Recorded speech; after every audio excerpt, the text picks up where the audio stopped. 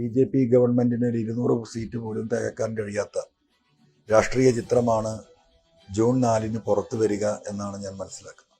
അപ്പോൾ south zone നമ്മൾ പരിശോധിക്കുമ്പോൾ മൊത്തം വരുന്ന 129 സീറ്റിൽ 89 സീറ്റ് ഇന്ത്യ മുന്നണിക്കും 22 സീറ്റ് മാത്രമാണ് സൗത്ത് ഇന്ത്യയിൽ നിന്ന് ബി.ജെ.പി. മുന്നണിക്ക് നേടാൻ കഴിയുന്നത് എന്ന് നമ്മൾ പ്രത്യേകം തിരിച്ചറിയേണ്ടതുണ്ട്. അങ്ങനെ വരുമ്പോൾ സെൻട്രൽ സോണ് ഛത്തീസ്ഗഡും മധ്യപ്രദേശും കൂടെ മൊത്തമുള്ള 40 സീറ്റിൽ 12 സീറ്റ് ഇന്ത്യ മുന്നണിക്കും 28 സീറ്റ് ബി.ജെ.പി. നയിക്കുന്ന NDAക്കുമാണ് ലഭിക്കുക എന്ന് നമുക്ക് കണക്കാക്കാം. അങ്ങനെ വരുമ്പോൾ വെസ്റ്റ് സോണിലെ മൊത്തം 101 പാർലമെന്റ് മണ്ഡലങ്ങളിൽ 47 ഇന്ത്യ മുന്നണിക്കും 54 ബി.ജെ.പിയുടെ മുന്നണിക്കും ലഭിക്കുന്ന സ്ഥിതിയാണുള്ളത്. ഇന്ത്യൻ രാഷ്ട്രീയത്തിൽ CPM-ന് എന്ത് കാര്യം എന്ന് കേരളത്തിലെ ചില കോൺഗ്രസ്സുകാരൊക്കെ സ്ഥിരമായി ചോദിക്കുന്ന ഒരു ചോദ്യമാണ്. പക്ഷെ ആ ചോദ്യത്തിനും ഈ തെരഞ്ഞെടുപ്പിൽ ഉത്തരമുണ്ടാകും. 25 തൊട്ട് 30ഓളം സീറ്റുകളിൽ ഇടതുപക്ഷ ജനാധിപത്യ മുന്നണിയുടെ പാർലമെന്റ് മെമ്പർമാർ രാജ്യത്തിന്റെ പാർലമെന്റിൽ ഉണ്ടാകും എന്ന് തന്നെയാണ് ഞാൻ കണക്കാക്കുന്നത്. വർഗീയതയും മതവും അമ്പലവും പള്ളിയും മാത്രം പറഞ്ഞ് വോട്ട് നേടാം എന്ന ബി.ജെ.പിയുടെ ഉദ്ദേശം ഫലവത്തല്ല എന്നാണ് കഴിഞ്ഞകാല തിരഞ്ഞെടുപ്പിന് ശേഷമുള്ള വർത്തമാന ഇന്ത്യയുടെ സംസാരം തന്നെ. വലിയ ഭൂരിപക്ഷത്തിൽ 400 സീറ്റ് നേടുമെന്ന് പറഞ്ഞ ബി.ജെ.പി. കേവല ഭൂരിപക്ഷം പോലും നേടാൻ കഴിയാത്ത അവസ്ഥയിലേക്ക് പിന്നോട്ടടിക്കുന്ന ചിത്രമാണ് നമ്മൾ ഓരോരുത്തരും മനസ്സിലാക്കുന്നത്. ഒരുപാട് സർവേകൾ നടക്കുന്നുണ്ട്. ബി.ജെ.പിയുടെ ഭൂരിപക്ഷത്തെക്കുറിച്ചും NDA മുന്നണിയുടെ ഭൂരിപക്ഷത്തെക്കുറിച്ചും ഒക്കെ ചർച്ചകൾ നടക്കുമ്പോഴും വലിയൊരു വിഭാഗം പത്രമാധ്യമങ്ങളും ബി.ജെ.പി. നേതൃത്വവും 300 സീറ്റിലധികം തന്നെ ഞങ്ങൾ നേടും എന്ന വാർത്തകളാണ് ഇന്ന് നമ്മൾ കണ്ടുകൊണ്ടിരിക്കുന്നത്. ഒറ്റപ്പെട്ട മേഖലകളിൽ നിന്ന് ബി.ജെ.പിക്ക് ഭൂരിപക്ഷം തികയ്ക്കാൻ പ്രയാസപ്പെടും എന്ന ചിത്രവും നമ്മുടെ നാട്ടിൽ ചർച്ച ചെയ്യപ്പെടുന്നുണ്ട്.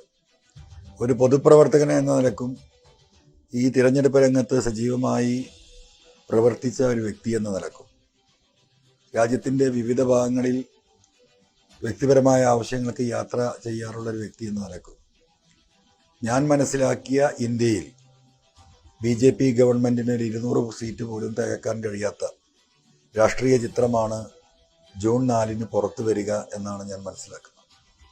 അതിൻ്റെ അടിസ്ഥാനത്തിൽ നടത്തിയ ഒരു പഠനത്തിൻ്റെ ഒരു സർവേ ഫലം ഒരു പൊതുപ്രവർത്തകൻ എന്ന നിലക്ക് നിങ്ങളുമായി പങ്കുവെക്കാനാണ് ഈ വീഡിയോ ഉപയോഗിക്കുന്നത്. ഒന്നാമതായുള്ളത് കേരളമാണ്. കേരളത്തെ സംബന്ധിച്ച് ഞാൻ പറയാതെ തന്നെ നിങ്ങൾക്കറിയാം. ചുരുക്കി പറയുകയാണ്, കേരളത്തിലെ 20 സീറ്റിൽ 1 സീറ്റ് പോലും ബി.ജെ.പി. മുന്നണിക്ക് ലഭിക്കില്ല എന്ന് നമുക്ക് ഉറപ്പാണ്. രണ്ടാമത്തേത് നമ്മളെ തൊട്ടടുത്ത് കിടക്കുന്ന തമിഴ്നാടാണ്. തമിഴ്നാടിൽ 39 സീറ്റാണ്. നമുക്കറിയാം, സ്റ്റാലിൻ എന്ന വ്യക്തിയെക്കുറിച്ച് അറിയാത്തവരായി രാഷ്ട്രീയം ശ്രദ്ധിക്കുന്ന ഒരാൾ പോലും ഇന്ന് ഇന്ത്യയിൽ ഉണ്ടാവില്ല. ഫാസിസ്റ്റ് ഭരണകൂടത്തിനെതിരെ ശക്തമായ നിലപാടെടുത്ത് ഫാസിസ്റ്റ് ശക്തിയെ നമ്മുടെ സൗത്ത് ഇന്ത്യയിലേക്ക് കടന്നു വരവിനെ തടുക്കാനുള്ള ഏറ്റവും വലിയ ഒരു പ്രതിബന്ധമായി ബി.ജെ.പിയെ സംബന്ധിച്ച് എന്നും വെല്ലുവിളി ഉയർത്തിയിട്ടുള്ള നേതാവ് കൂടിയാണ് സ്റ്റാലിൻ. ആ സ്റ്റാലിൻ്റെ നേതൃത്വത്തിൽ ഒരുപാട് വിട്ടുവീഴ്ചകൾ ചെയ്തുകൊണ്ട് അവിടെ ഇന്ത്യ മുന്നണിയിലെ എല്ലാ ഘടകകക്ഷികളെയും ഒരുമിച്ച് നിർത്തി അർഹതക്കപ്പുറമുള്ള സീറ്റുകൾ ഘടകകക്ഷികൾക്ക് നൽകിക്കൊണ്ടാണ് അവിടെ ഇലക്ഷൻ നടക്കുന്നത്. അവിടെ 39 സീറ്റിൽ 38 സീറ്റും ഇന്ത്യ മുന്നണിക്ക് ജയിക്കാൻ കഴിയും എന്ന് തന്നെയാണ് ഞാൻ പ്രതീക്ഷിക്കുന്നത്. പൊതുവിൽ 39ഉം നേടുമെന്ന് പറയുമ്പോഴും കന്യാകുമാരിയും അതുപോലെ തന്നെ കോയമ്പത്തൂർ പാർലമെന്റ് മണ്ഡലവും ബി.ജെ.പിയെ സംബന്ധിച്ച് വലിയ രീതിയിലുള്ള സജീവമായ പ്രവർത്തനം അവർ നടത്തിയിട്ടുള്ള 2 മണ്ഡലങ്ങളാണ്. ഒരു പക്ഷേ കന്യാകുമാരിയോ അല്ലെങ്കിൽ കോയമ്പത്തൂരോ നഷ്ടപ്പെട്ടേക്കാം.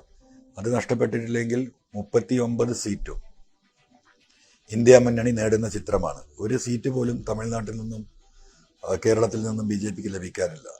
തൊട്ടടുത്ത് കിടക്കുന്നത് കർണാടകയാണ്. കർണാടകയിലെ 28 സീറ്റിൽ കഴിഞ്ഞ തവണ 26 സീറ്റും നേടിയത് ബി.ജെ.പിയാണ്. പക്ഷേ ഈ തെരഞ്ഞെടുപ്പിൻ്റെ ചിത്രം മറിച്ചാണ്. കർണാടക ഭരിക്കുന്നത് ഇന്ന് ഇന്ത്യൻ നാഷണൽ കോൺഗ്രസ് ആണ്. മാത്രമല്ല, അവിടെ ശക്തമായ പോരാട്ടം നടന്നിട്ടുണ്ട് എന്നും ബി.ജെ.പിയിലെ പടലപ്പിടക്കങ്ങളും തെരഞ്ഞെടുപ്പിൻ്റെ മധ്യസമയത്തുണ്ടായ JDS-മായി ബന്ധപ്പെട്ടുണ്ടായ പ്രതിസന്ധികളൊക്കെ നമുക്കറിയാം. ഈ ഒരു ഘട്ടത്തിൽ 26 സീറ്റിൽ നിന്ന് 9 സീറ്റിലേക്ക് BJP കൂപ്പുകുത്തുന്ന ഒരവസ്ഥാവിശേഷമാണ് കർണാടകയിലുള്ളത്. തൊട്ടടുത്ത സംസ്ഥാനം ആന്ധ്രാപ്രദേശാണ്. 25 സീറ്റാണ് മൊത്തമായിട്ടുള്ളത്. ആ 25 സീറ്റിൽ 4 സീറ്റ് ഇന്ത്യ മുന്നണിക്കും 9 സീറ്റ് BJPക്കും ജഗൻമോഹൻ റെഡ്ഡിക്ക് 12 സീറ്റുമാണ് നമ്മൾ ആന്ധ്രാപ്രദേശിൽ നിന്നും കണക്കാക്കുന്നത്. മറ്റൊരു സംസ്ഥാനം ആന്ധ്രക്ക് തൊട്ടുകിടക്കുന്ന തെലങ്കാനയാണ്. തെലങ്കാനയിൽ കോൺഗ്രസ് ആണ് ഭരിക്കുന്നത് നമുക്കറിയാം. വളരെ നല്ല രീതിയിലുള്ള തെരഞ്ഞെടുപ്പ് പോരാട്ടം നടന്ന ഒരു സംസ്ഥാനം കൂടിയാണ് തെലങ്കാന. തെലങ്കാനയിൽ ഏകദേശം 17 സീറ്റിൽ 8 സീറ്റ് ഇന്ത്യ മുന്നണിക്കും 3 സീറ്റ് NDAക്കും BRSന് 6 സീറ്റും ലഭിക്കുന്ന സ്ഥിതിവിശേഷമാണ് തെലങ്കാനയിലുള്ളത്. അപ്പോൾ സൗത്ത് സോൺ നമ്മൾ പരിശോധിക്കുമ്പോൾ മൊത്തം വരുന്ന 129 സീറ്റിൽ 89 സീറ്റ് ഇന്ത്യ മുന്നണിക്കും 22 സീറ്റ് മാത്രമാണ് സൗത്ത് ഇന്ത്യയിൽ നിന്ന് BJP മുന്നണിക്ക് നേടാൻ കഴിയുന്നത് എന്ന് നമ്മൾ പ്രത്യേകം തിരിച്ചറിയേണ്ടതുണ്ട്. മറ്റു സ്ഥാനം വരുന്നത് സെൻട്രൽ സോണാണ്. ഛത്തീസ്ഗഡും മധ്യപ്രദേശും വരുന്ന ഇന്ത്യയുടെ ഏകദേശം മധ്യഭാഗം എന്ന് കണക്കാക്കുന്ന പ്രദേശത്ത് ഛത്തീസ്ഗഡിൽ 11 സീറ്റിൽ കഴിഞ്ഞ തവണ ഇന്ത്യ മുന്നണിക്ക് കോൺഗ്രസിന് ലഭിച്ചത് വെറും 2 സീറ്റാണ്. 9 സീറ്റ് BJP ജയിച്ചെടുത്ത് ഛത്തീസ്ഗഡിൽ ഇന്ത്യ മുന്നണിക്ക് 5 സീറ്റും അതുപോലെ തന്നെ BJP 6 സീറ്റിലേക്ക് 9 നിന്ന് 6 ഒതുങ്ങുന്ന ചിത്രമാണ് ഛത്തീസ്ഗഡിൽ നിന്ന് വരുന്നത്. മധ്യപ്രദേശ് നമുക്കറിയാം 29 സീറ്റാണ്. 29 സീറ്റിൽ കഴിഞ്ഞ തവണ 1 സീറ്റാണ് കോൺഗ്രസിന് ജയിക്കാൻ സാധിച്ചത്. 28 സീറ്റും കഴിഞ്ഞ തവണ ജയിച്ചത് BJPയാണ്. മധ്യപ്രദേശിൽ പൊതുവായിട്ട് ഇന്ന് ഞാൻ മുൻകൂട്ടി സൂചിപ്പിച്ച BJP വിരുദ്ധ തരംഗം അത്യാവശ്യം നല്ല രീതിയിൽ വർക്കൗട്ട് ചെയ്യുന്നൊരു സംസ്ഥാനമായി മാറുകയാണ്. ഇന്ത്യ മുന്നണിയുടെ പ്രചരണ യോഗങ്ങൾക്കൊക്കെ വലിയ പിന്തുണ ലഭിച്ചിട്ടുള്ള ഒരു പ്രദേശം കൂടിയാണ് മധ്യപ്രദേശ്. ഈ മധ്യപ്രദേശിൽ 7 സീറ്റ് 28 സീറ്റ് ലഭിച്ച കഴിഞ്ഞ തവണ 29ൽ 28ഉം ജയിച്ച BJPക്ക് ഇത്തവണ 22 സീറ്റാണ് ജയിക്കാൻ കഴിയുക എന്നാണ് ഞാൻ മനസ്സിലാക്കുന്നത്.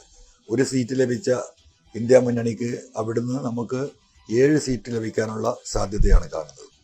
അങ്ങനെ വരുമ്പോൾ സെൻട്രൽ സോണ് ഛത്തീസ്ഗഡും മധ്യപ്രദേശും കൂടെ മൊത്തമുള്ള 40 സീറ്റിൽ 12 സീറ്റ് ഇന്ത്യ മുന്നണിക്കും 28 സീറ്റ് BJP നയിക്കുന്ന NDAക്കുമാണ് ലഭിക്കുക എന്ന് നമുക്ക് കണക്കാക്കാം. ഇനി നമുക്ക് നോക്കാനുള്ളത് വെസ്റ്റ് സോണാണ്, പടിഞ്ഞാറൻ സോണ്. പടിഞ്ഞാറൻ സോണിലെ ഏറ്റവും വലിയ സംസ്ഥാനം 48 സീറ്റോട് കൂടിയിട്ടുള്ള മഹാരാഷ്ട്രയാണ്. നമുക്ക് എല്ലാവർക്കും അറിവുള്ളതാണ്. ഉത്തർപ്രദേശ് കഴിഞ്ഞാൽ ഇന്ത്യൻ രാഷ്ട്രീയത്തിൻ്റെ ഗതിവിഗതികൾ നിയന്ത്രിക്കാൻ ശേഷിയുള്ള ഒരു സംസ്ഥാനം കൂടിയാണ്. രാജ്യത്തിൻ്റെ കൊമേഴ്സ്യൽ ഹെഡാണ് മഹാരാഷ്ട്ര. മഹാരാഷ്ട്രയിൽ BJP നടത്തിയ രാഷ്ട്രീയ വഞ്ചന ഉദ്ധവ് താക്കറെയുടെ പാർട്ടിയെ പിളർത്തി, അതുപോലെ തന്നെ NCPയെ പിളർത്തി. ഇതിൽ നിന്നൊക്കെ ഭൂരിപക്ഷം MLAമാരെയും MP മാരെയും കൂടെ നിർത്തിക്കൊണ്ട് നടത്തിയ വഞ്ചനാ രാഷ്ട്രീയം BJPയെ സംബന്ധിച്ച് അവരുടെ നിലനിൽപ്പിനെ പോലും ചോദ്യം ചെയ്യുന്ന, ഒരാൾക്കും വിശ്വസിക്കാൻ കഴിയാത്ത എന്ത് വഞ്ചനക്കും കൂട്ടുനിൽക്കുന്ന ഒരു പാർട്ടിയായി BJPയെ മഹാരാഷ്ട്രയിലെ സാധാരണ ജനങ്ങൾ കണക്കാക്കുന്നു എന്ന റിപ്പോർട്ടുകളാണ് മഹാരാഷ്ട്രയിൽ നിന്ന് വന്നുകൊണ്ടിരിക്കുന്നത്. അത് തീർത്തും BJPക്ക് മുമ്പുണ്ടായിരുന്ന അവരുടെ എക്സിസ്റ്റൻസ് പോലും ചോദ്യം ചെയ്യപ്പെടുന്ന രാഷ്ട്രീയ സ്ഥിതിയാണ്. ആ 48 സീറ്റിൽ കഴിഞ്ഞ തെരഞ്ഞെടുപ്പിൽ 41 BJP മുന്നണിക്കുണ്ടായിരുന്ന അവസ്ഥയിൽ നിന്ന് BJP തകർന്നടിഞ്ഞ് 32 സീറ്റ് ഇന്ത്യ മുന്നണിയും 16 സീറ്റ് BJP-യുടെ നേതൃത്വത്തിലുള്ള NDAയും നേടുന്ന സ്ഥിതിയാണ്. 41ൽ നിന്ന് 16ലേക്കുള്ള കൂപ്പുകുത്താണ് മഹാരാഷ്ട്രയിൽ നിന്നും നമുക്ക് മനസ്സിലാക്കാൻ സാധിക്കുന്നത്. പിന്നെ നിൽക്കുന്നത് രാജസ്ഥാനാണ്. രാജസ്ഥാൻ നമുക്കറിയാം 25 സീറ്റിൽ 25 സീറ്റും കഴിഞ്ഞ പാർലമെന്റ് തെരഞ്ഞെടുപ്പിൽ BJP മുന്നണി വിജയിച്ച സ്ഥാനത്ത് ഈ പറയുന്ന ഇന്ത്യ മുന്നണിക്ക് അനുകൂലമായ വലിയ മുന്നേറ്റം രാജസ്ഥാനിൽ ഉണ്ടായിട്ടുണ്ട് എന്ന് തന്നെയാണ് നമ്മൾ കണക്കാക്കുന്നത്. 25ൽ നിന്ന് 17 സീറ്റിലേക്ക് BJP ചുരുങ്ങുകയും 0ൽ നിന്ന് 8ലേക്ക് ഇന്ത്യ മുന്നണി ഉയരുകയും ചെയ്യുന്ന സ്ഥിതിയാണ് രാജസ്ഥാനിലുള്ളത്.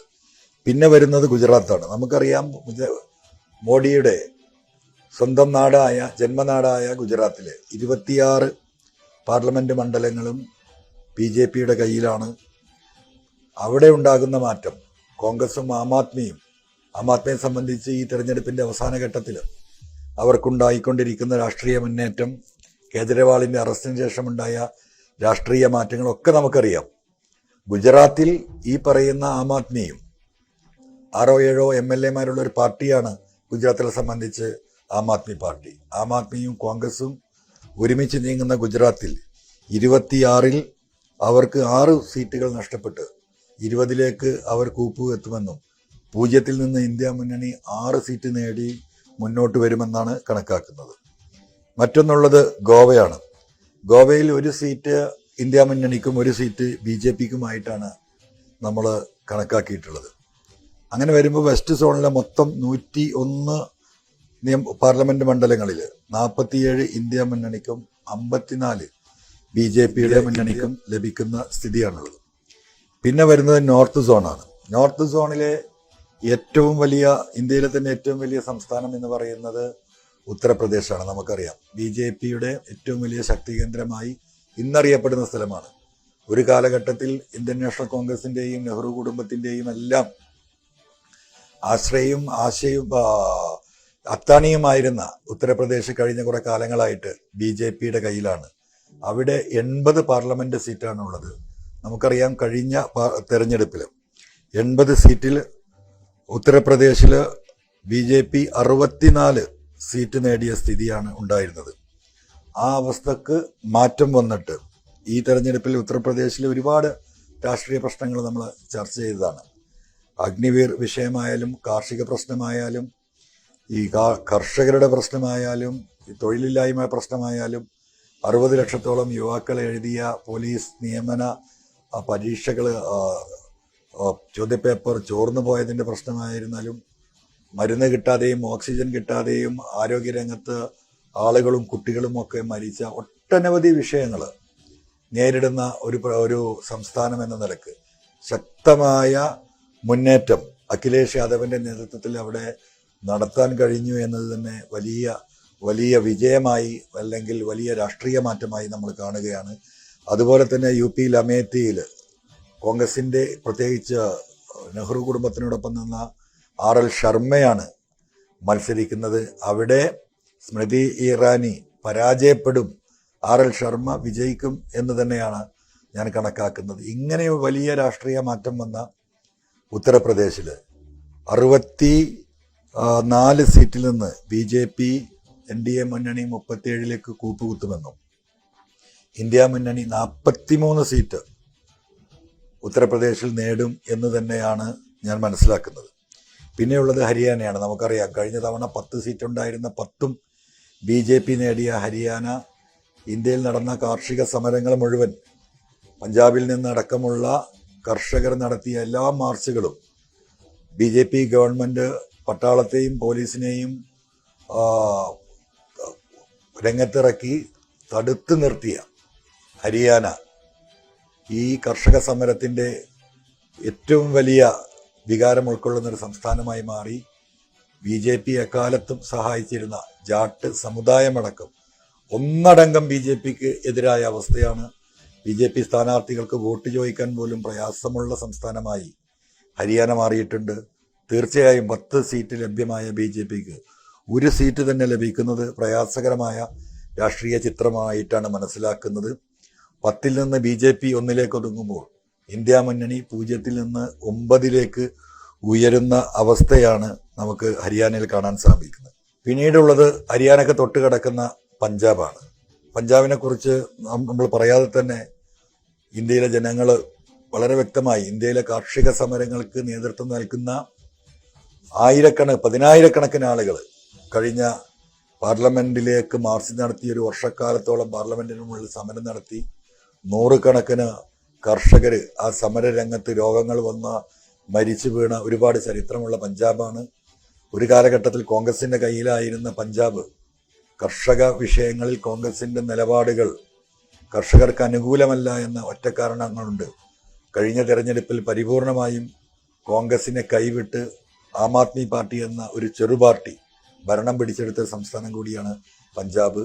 കേരളത്തിലെ പോലെ തന്നെ ഇന്ത്യ മുന്നണിയിലെ പ്രബല കക്ഷികളായ ആം ആദ്മിയും കോൺഗ്രസും പരസ്പരം ഏറ്റുമുട്ടുന്ന ഒരു സംസ്ഥാനമാണ് പഞ്ചാബ് എന്ന് നമുക്കറിയാം. ആ പഞ്ചാബിൽ ഇങ്ങനെയൊക്കെ ആണെങ്കിലും 13 സീറ്റുള്ളിടത്ത് 12 സീറ്റ് കോൺഗ്രസും ആം ആദ്മി പാർട്ടിയും ഇന്ത്യ മുന്നണിയായി വ്യത്യസ്ത തലമിൽ മത്സരിക്കുന്നുണ്ടെങ്കിലും 13-ൽ 12 ഇന്ത്യ മുന്നണി ലഭ്യമാകും. BJPക്ക് ഒരു സീറ്റാണ് പഞ്ചാബിൽ നിന്ന് നമ്മൾ പ്രതീക്ഷിക്കുന്നത്. പഞ്ചാബ് കഴിഞ്ഞാൽ തൊട്ടടുത്ത് കിടക്കുന്ന ഹിമാചൽ പ്രദേശാണ്. ഹിമാചൽ പ്രദേശിൽ ആകെയുള്ളത് 4 സീറ്റാണ് നമുക്കറിയാം.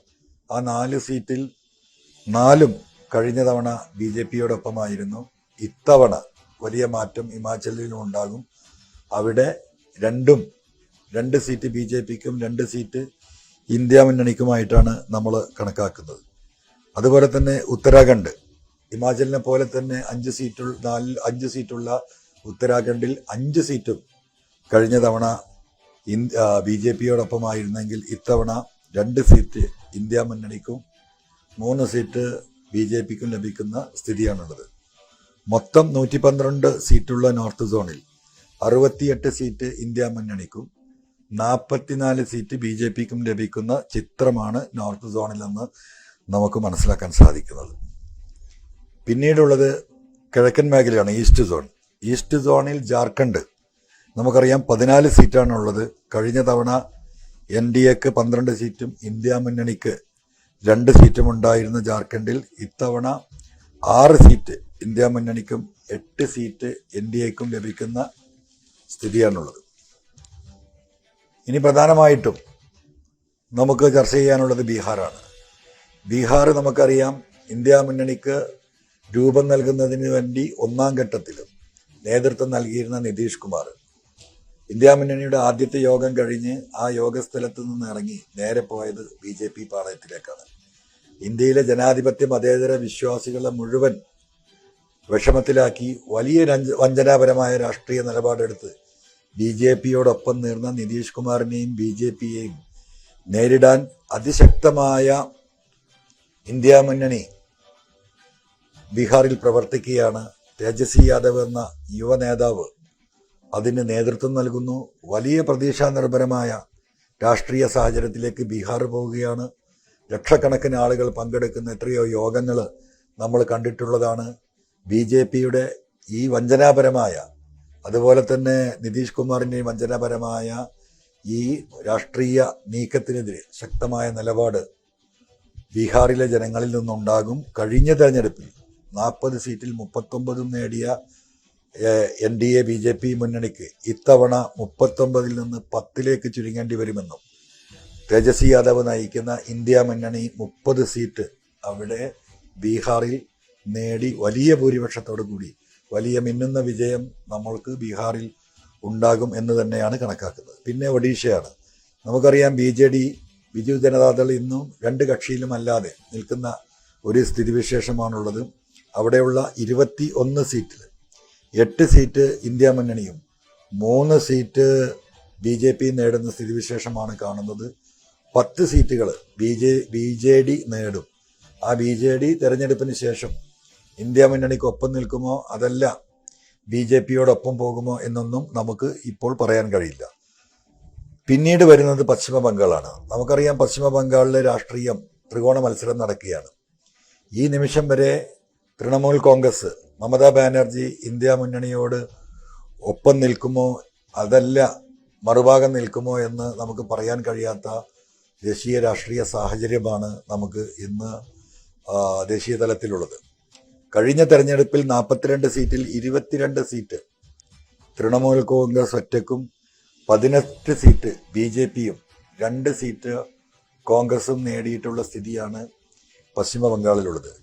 പശ്ചിമ ബംഗാളിൽ വലിയ മുന്നേറ്റം നടത്തും എന്ന് കരുതി രംഗത്തിറങ്ങിയ BJPയെ സംബന്ധിച്ച് അവർക്കെതിരെ വലിയ വെല്ലുവിളി ഉയർത്താൻ ഇടതുപക്ഷ പ്രസ്ഥാനവും കോൺഗ്രസും ഒരുമിച്ചുള്ള ഇന്ത്യ മുന്നണിക്ക് പശ്ചിമ ബംഗാളിൽ സാധിച്ചിട്ടുണ്ട് എന്ന് തന്നെയാണ് അവസാനകാല റിപ്പോർട്ടുകൾ വരുന്നത്.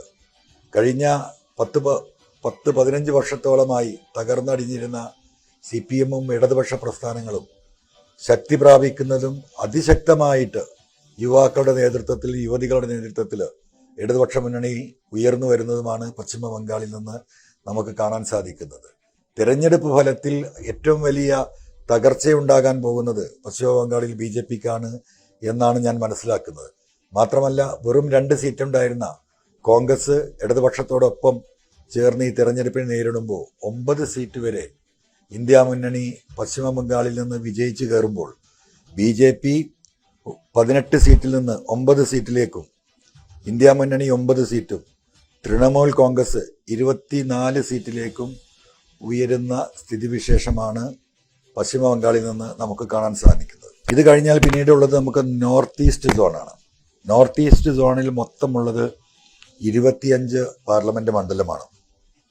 ഈ 25 പാർലമെന്റ് മണ്ഡലങ്ങളിൽ കഴിഞ്ഞ തവണ 18 സീറ്റായിരുന്നു NDAക്ക് ഉണ്ടായിരുന്നത്. ഇന്ത്യ മുന്നണിക്ക് 7 സീറ്റാണ്. പക്ഷേ ഈ തെരഞ്ഞെടുപ്പിൽ അതിന്റെ ചിത്രം മാറുകയാണ്. ഇന്ത്യ മുന്നണി 15 സീറ്റും NDA 10ലേക്ക് ഒതുങ്ങുന്ന ചിത്രമാണ് നോർത്ത് ഈസ്റ്റ് സോണിൽ നിന്ന് നമുക്ക് കാണാൻ സാധിക്കുന്നത്. അതിലേറ്റവും പ്രധാനമായിട്ടുള്ളത് ആസാമാണ്. 14 സീറ്റുണ്ടായിരുന്ന ആസാമിൽ 10 സീറ്റും കഴിഞ്ഞ തവണ BJPയോടൊപ്പമായിരുന്നു. 4 സീറ്റാണ് ഇന്ത്യ മുന്നണിക്കൊപ്പം ഉണ്ടായിരുന്നത്. ഈ ഒരു സ്ഥിതിയിൽ BJP 10ൽ നിന്ന് 7ലേക്ക് കൂപ്പുകുത്തുകയും ഇന്ത്യ മുന്നണി 4ൽ നിന്ന് 7ആയി ഉയരുകയും ചെയ്യുന്ന സ്ഥിതിയാണ് ആസാമിൽ നിന്ന് നമുക്ക് കാണാൻ സാധിക്കുന്നത്. ആസാം കഴിഞ്ഞാൽ പിന്നീടുള്ളത് സിക്കിമാണ്. സിക്കിമിലുള്ളത് ഒരു പാർലമെന്റ് സീറ്റാണെന്ന് നമുക്കറിയാം. അത് കഴിഞ്ഞ തവണയും കോൺഗ്രസിനോടൊപ്പമാണ്. ഇത്തവണയും അത് ഇന്ത്യ മുന്നണിയുടെ ഒപ്പം നിൽക്കും എന്ന് തന്നെയാണ് കണക്കാക്കുന്നത്. പിന്നീടുള്ളത് നാഗാലാൻഡാണ്. നാഗാലാൻഡ് കഴിഞ്ഞ തവണ BJPയോടൊപ്പമാണ്. ഇത്തവണ അതിൽ മാറ്റം വരും, ഇന്ത്യ മുന്നണിക്കൊപ്പം വരും. പിന്നീടുള്ളത് നമുക്ക് മേഘാലയത്തിൽ 2 സീറ്റാണ്. ആ 2 സീറ്റിൽ കഴിഞ്ഞ തവണ 1 സീറ്റ് ഇന്ത്യ മുന്നണിക്കും 1 സീറ്റ് BJPക്കുമായിരുന്നെങ്കിൽ ഇത്തവണ 2 സീറ്റും ഇന്ത്യ മുന്നണി ലഭിക്കുന്ന സ്ഥിതിയാണുള്ളത്. ഇനിയുള്ളത് മണിപ്പൂരാണ്. മണിപ്പൂരിലെ രാഷ്ട്രീയ സംഭവവികാസങ്ങളും സാഹചര്യങ്ങളും ഒക്കെ നമുക്കറിയാം.